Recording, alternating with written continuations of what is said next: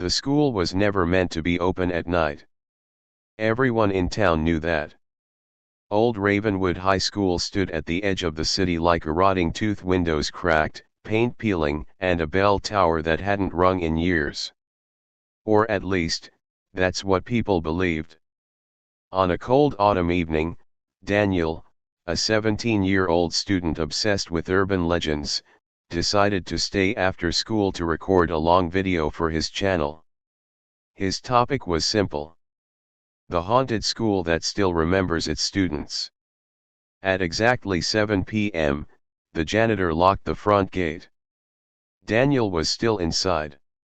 At first, everything felt normal. The hallways were quiet, lights flickering like tired eyes. His footsteps echoed too loudly, as if the building was listening. Then he heard it. Ding. Ding. Ding. The school bell. Daniel froze. "That's impossible," he whispered. The bell system was shut down years ago. His camera captured the sound clearly. The bell wasn't calling students to class, it sounded slow, uneven, angry. As Daniel walked down the main hallway, classroom doors began to creak open by themselves.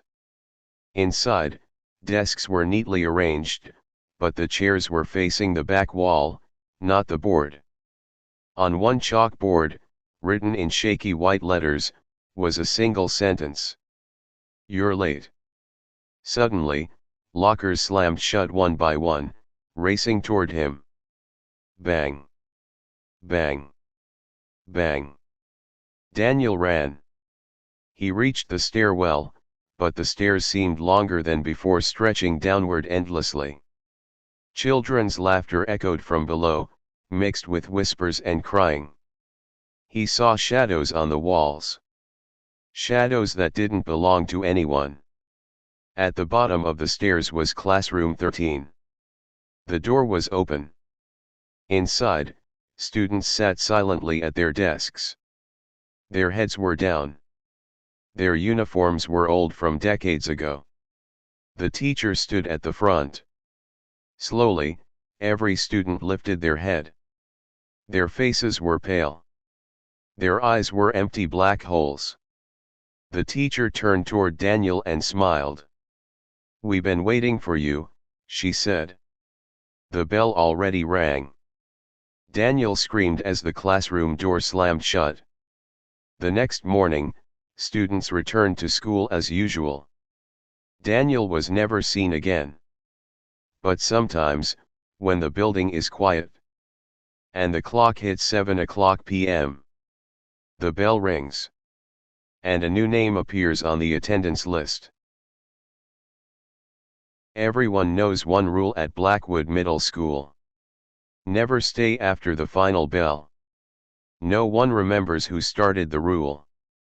Teachers never talked about it. Parents avoided the subject. But every student obeyed it except Ethan. Ethan was making a long horror video for his channel. He wanted something real. Something no one else dared to record. So when the final bell rang at 4:30 p.m., he hid inside the chemistry lab while the school slowly emptied. At 5:10 p.m., the lights shut off automatically. That's when the school changed. The silence felt heavy, like the building was holding its breath. Ethan turned on his camera, whispering commentary as he walked through the hallway. His footsteps echoed, then echoed again, slower this time. As if something was copying him. Suddenly, the bell rang again. But this time, it was different. Duong. Duong. Low. Deep. Wrong. Ethan checked his phone. 6 p.m. That bell doesn't ring at 6, he whispered. Lockers began to rattle. One locker door slowly opened by itself. Inside was a backpack, old, torn, covered in dust. A name was written on it. Ethan R. His breath caught. "That's not funny," he said, even though he was alone. The intercom crackled. "Students, please return to your classrooms." The voice was distorted, stretched, almost drowning. Classroom doors slammed shut all around him. Ethan ran. He reached the gym, but the floor was wet, as if freshly cleaned. Footprints appeared behind him, small ones. Bare feet. Children's voices whispered. "You stayed. You stayed. You stayed." Ethan burst into the main hallway and stopped. Students were standing there. Dozens of them. They wore old uniforms. Their skin was gray. Their eyes were missing just dark holes leaking shadows. They all turned their heads at once. The bell rang again. Duong. A tall figure stepped forward, the principal. Or what used to be the principal. His neck bent at an impossible angle. His smile was far too wide. "Late students must attend detention," he said. Hands grabbed Ethan from every direction. The camera fell to the floor. The last thing it recorded was the bell ringing, and ringing, and ringing. The next morning, the school opened as usual. On the wall near the office, a new rule had been added. Students must leave before the final bell ends. Ethan's desk was empty. But his name was written on a locker that no one could open. There was one classroom at North Hill High School that no student liked. Room 204. It wasn't because of the teacher, or the subject, or the exams. It was because every year, one student disappeared from that class. No one talked about it openly. The names vanished from yearbooks. Desks were reassigned. Life moved on. Until Lucas decided to stay late. Lucas was recording a long horror video for his channel. He wanted something slow, creepy, and real. The kind of fear that grows in silence. He chose the school as his location because he had heard the rumor. If you hear attendance being called at night, don't answer.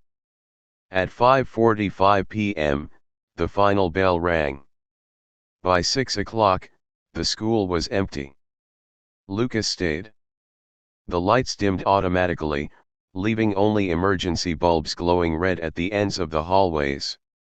He whispered into the camera, explaining the history of room 204 as he walked. That's when he heard a voice. "Lucas Harper." He stopped. The voice was calm.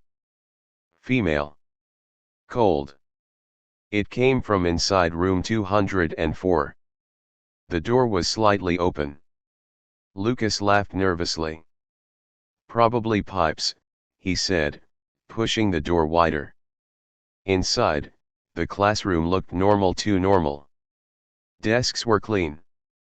The board was freshly wiped. The clock above the board was ticking loudly. 6:13 p.m. The door slammed shut behind him. The lights flickered, then turned fully on. Lucas turned around. Students were sitting at the desks. Dozens of them. They wore different uniforms from different decades. Some looked burned. Some soaked. Some barely looked human at all. None of them blinked. At the front of the class stood a teacher with her back turned. She began calling names. Each time she spoke a name, a student slowly raised their hand.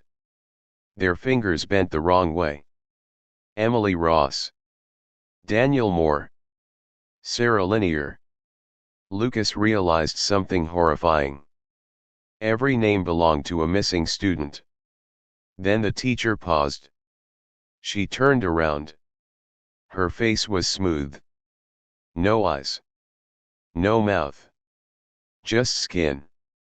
She tilted her head toward Lucas. "Lucas Harper." The room went silent. His camera trembled in his hands. I don't belong here," he whispered. The teacher pointed at an empty desk. The desk had his name carved into it. The bell rang. Not loud. Not sharp. Slow. Heavy. The students stood up at once.